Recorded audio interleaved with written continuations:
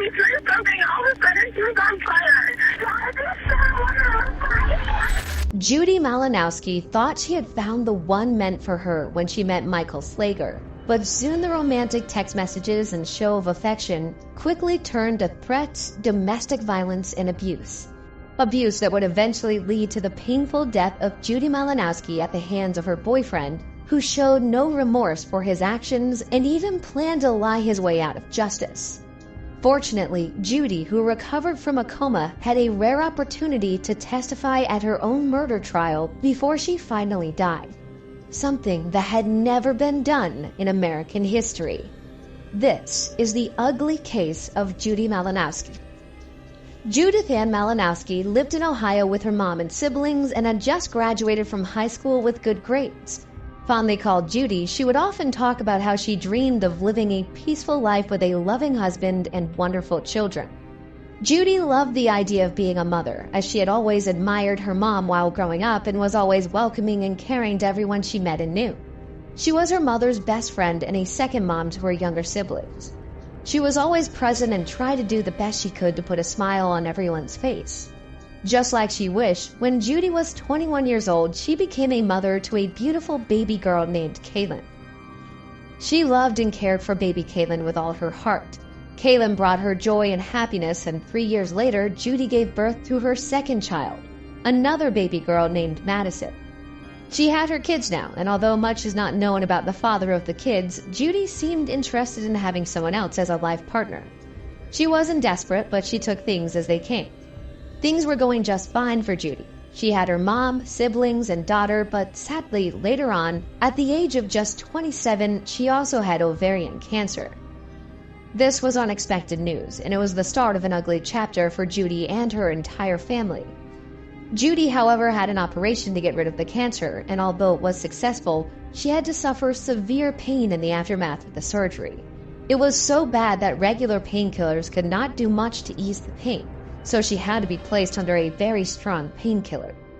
The pills worked as the doctor said they would, but slowly Judy became addicted to taking these strong painkillers. She worried about her new addiction, but there was little she had the courage to do.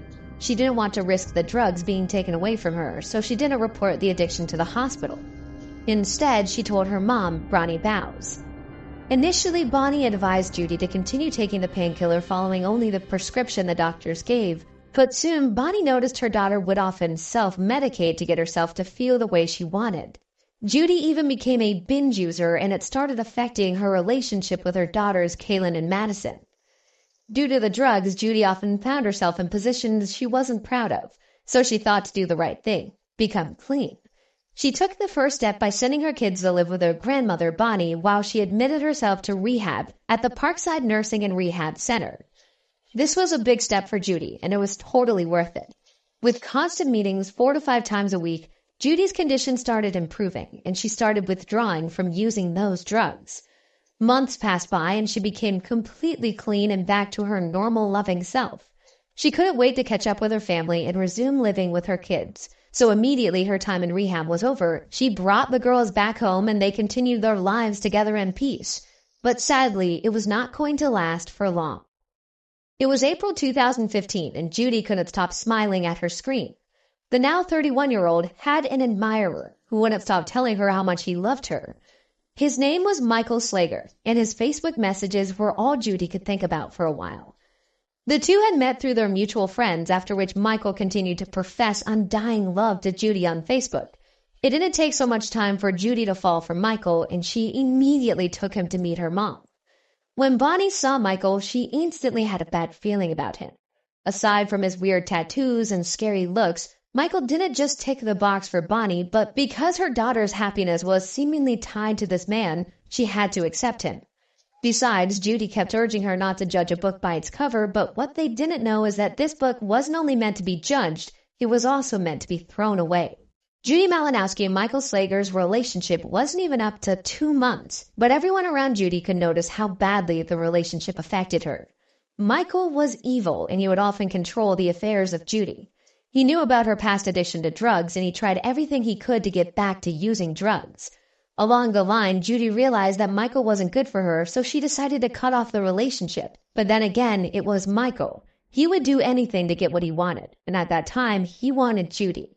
So each time she tried to cut him off, he would use manipulation, threats, and promises to get her back. He was skilled and experienced with this, as Judy wasn't the first woman he had played with in such a manner. Judy could do little to nothing, and it even became worse as Michael started abusing her.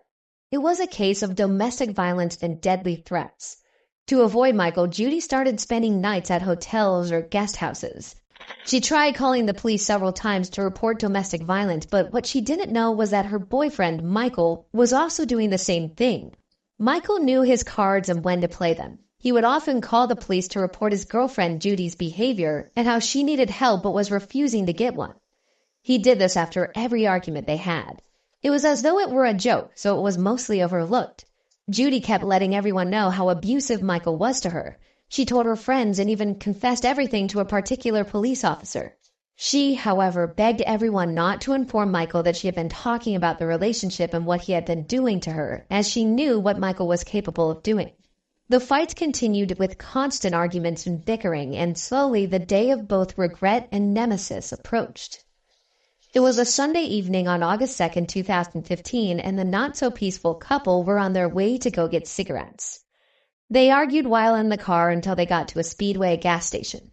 It was supposed to be a quick grab before leaving for their next destination, but when Michael went in to buy cigarettes, Judy got out of the car and walked to the other side of the gas station, standing beside the Speedway.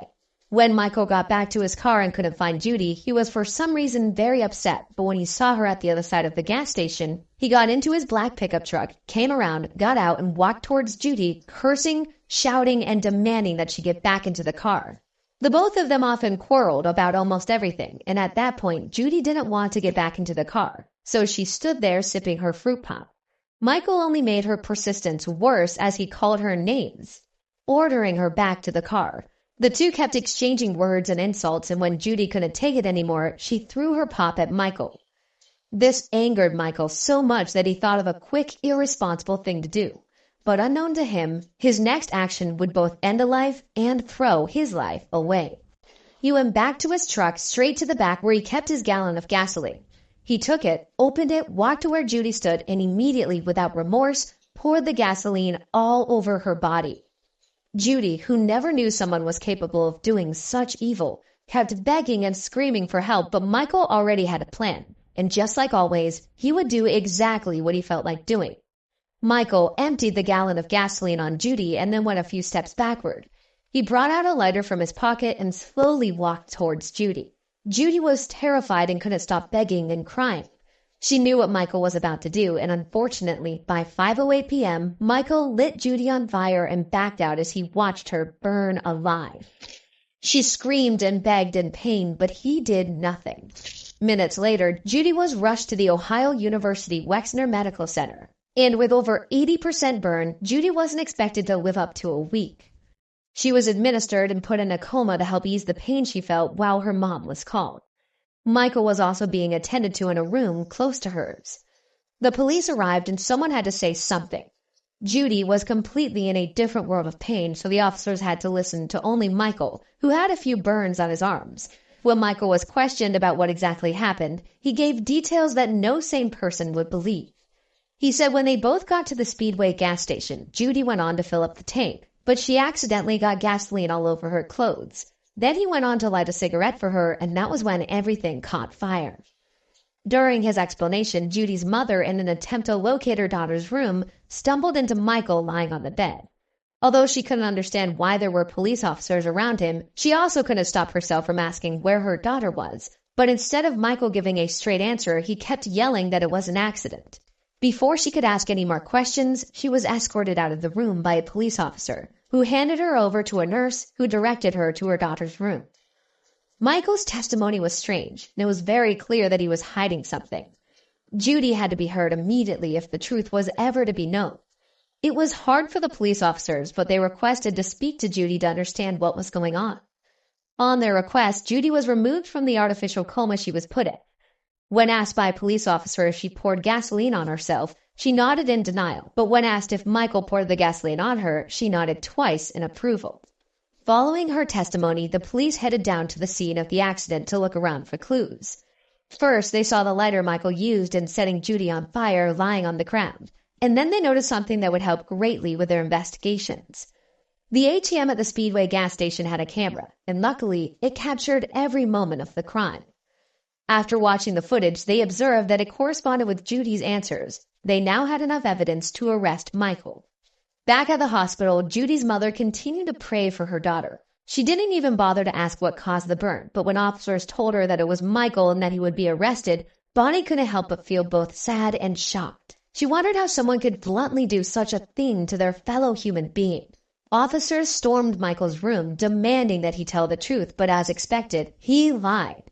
The detective then revealed to Michael that they had seen a video of everything that had happened. They explained to him what he did, and immediately he changed his story. He first said it wasn't exactly as it seemed before admitting that he initially lied, but Michael quickly cooked up another story. He told detectives that when Judy threw her poppet in, he promised her that he was going to ruin her dress since she ruined his. And although he poured gasoline on her, he didn't think that the gasoline had gone past her sweatshirt to reach her other shirt. He said he only wanted to ruin her shirt and not cause her harm or anything close to that. Michael was then arrested and charged with felonious assault and aggravated arson. His lawyer was immediately sent for and trial procedures began. It was during this time that the police got to find out exactly who Michael was. He had a past that was nothing close to good. He had previously been charged with theft, domestic violence, menacing, aggravated menacing, making a false police report, assault, and even rape. Each time, he would find a way to slither away from the consequences of his crimes, just like he'd planned to do about Judy's case. Officers were, however, waiting to see if Judy would die, as it was most likely the case because most burn survivors, especially those who got burned to her own degree, barely lived past a few days. They decided to wait to see what happened next because if she ended up dead, they had to charge Michael Slager with murder. But after a long wait, by September 2016, they got a call that Judy was awake. Judy fought her way through the pain and was excited that for the first time since the incident happened, she was finally going to see her daughters and siblings. Bonnie and her other family members were happy to see that Judy survived, but sadly, they didn't know the battle was only about to begin. When Kaylin and Madison saw their mother, they couldn't believe she was the one. She had undergone over 50 surgeries and wasn't looking or feeling normal. She was far beyond recognition, but they still supported her and showed her love. In December 2016, the trial began, and because Judy was still alive, Michael was only charged with aggravated arson and felonious assault, but still, he continued to claim it was all an accident. The defense knew that Judy would not be able to testify in her condition, so they entered a plea of not guilty. They knew that without Judy's testimony, Michael was likely to escape justice, but luckily, Judy's condition improved, and she wanted to tell her own side of the story. She wanted people to know exactly what had happened. As the news of her willingness to testify went out, something crazy happened. The defense changed his plea from not guilty to no contest, meaning he was bluntly avoiding a trial and going with the punishment. He wanted to silence Judy and make sure she was never heard. Since the maximum number of years he could get for setting someone on fire was 11 years, he thought he would scheme his way out of true justice. He never showed any sign of remorse throughout the trial. He didn't act as though he was sorry for the ordeal he had caused both Judy and her family. The plan came as a shock to Judy as she struggled to believe that Michael felt no remorse for what he did, but her family kept her going. Her spirit was strong and it kept her going, but it wasn't the same for her body. As time went by, it became obvious that Judy wasn't going to make it. A part of her wanted to live for her family and for the people, but it wasn't in her control. Her body couldn't take it as her condition kept deteriorating. At that point, every medical procedure aimed at helping her get better was stopped, and the plan was to keep Judy as comfortable as they could. The focus was to ease the pain as much as possible. As the prospect of a murder trial became more likely, prosecutors approached Judy and her mother with an idea, one that had never been done in the history of America. Prosecutors approached Judy with the idea of testifying to her own homicide. This was going to be the first time a victim would ever be allowed to testify from the grave. The only caveat to this testimony was that in order for Judy to access and gain her full mental capacity, she would be taken off all pain medication. This meant she would feel every burn, every ache, and every pain as she recalled and relived that tragic moment that changed her life. After 60 surgeries and a realization that she wasn't going to make it through, Judy had a 3-hour-long questioning and testimony session, explaining everything that happened before and after she met Michael, how it all started, and how everything led to the point of the incident. This was extremely hard for everyone around Judy, as no one could go in to check on her or hold her hand. After the testimony session, it became even harder. The moment Bonnie walked into the room towards her daughter, she could feel the hurt and stress her daughter felt as she hugged her tightly. Judy was then moved to a care facility, receiving no treatment at all. Judy's mom, Bonnie, was asked to sign the papers that would quickly put her daughter out of the misery she felt. But it was hard to lose someone she'd been fighting with for that long. Judy, however, found a way to encourage her mother to go ahead and sign the papers. Bonnie held her daughter's hands as she left the cruel world. Judy died on June 27, 2017, having survived the pain for nearly 700 days. She left behind her 2 younger daughters, her siblings, and her mother. Michael Slager was then charged with 2 counts of murder and 2 counts of aggravated murder. He was sure to get the death penalty if found guilty, but then again, he came with no intentions of pleading guilty to these charges. His lawyers bragged about how they would do anything humanly possible to keep Judy's testimony out of the way, trying to still keep her in the dark even at death. They tried to silence her again. If Judy's testimony was denied in court, all the pain she endured for those long hours would be for nothing, and Michael could go with the 11-year sentence he had. Michael Slager's lawyer dragged and claimed that the entire process was unconstitutional, hoping that the judge would throw out Judy's testimony. Luckily, Judy's testimony was admitted, making her the first murder victim to testify at her homicide. On July 5, 2018, the court prepared to view Judy's testimony. Her mother, siblings, and 2 daughters were present to watch their daughter, sister, and mother explain how her life had been. It was the first time everyone was hearing the testimony as it was done behind closed doors. As they watched Judy on the screen, the room was filled with sadness and pity. From Judy's appearance to her voice, it was hard to watch, but none of it was getting to Michael, who sat in hopes that he would still find a way to save his own head. Soon it got to the point where Judy was seen defending questions that clearly got to her.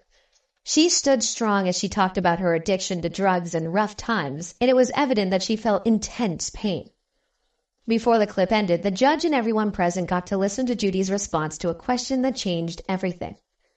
When Judy was asked to tell the judge what she would like Michael's punishment to be if she eventually died and Michael was convicted for it, she gave an answer that left people in awe. She demanded that she would like to see Michael Slager convicted of murder and would love him to serve a life sentence. This was shocking because she knew he would be convicted, and she had an open window to make him suffer the death penalty, but she chose not to.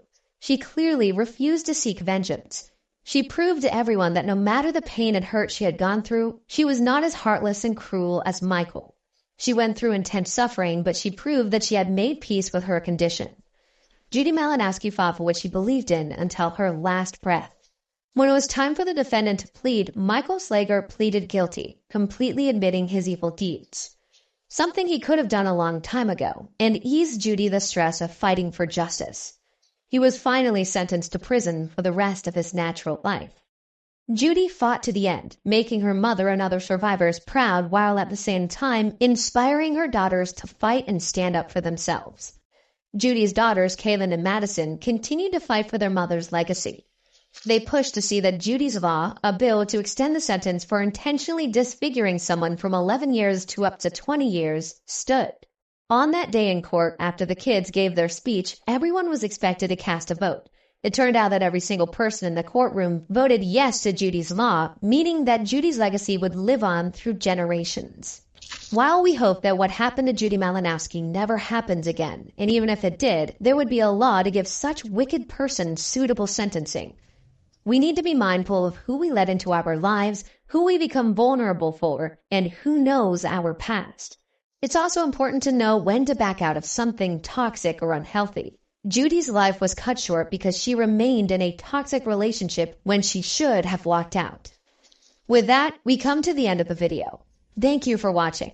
In hopes that you learned a thing or two, please leave a message in the comment section telling us what part of the story got to you the most and what you think about Michael Slager's sentencing. Also, don't forget to like, share, and subscribe for more content just like this one. Until then, see you in our next video. Bye.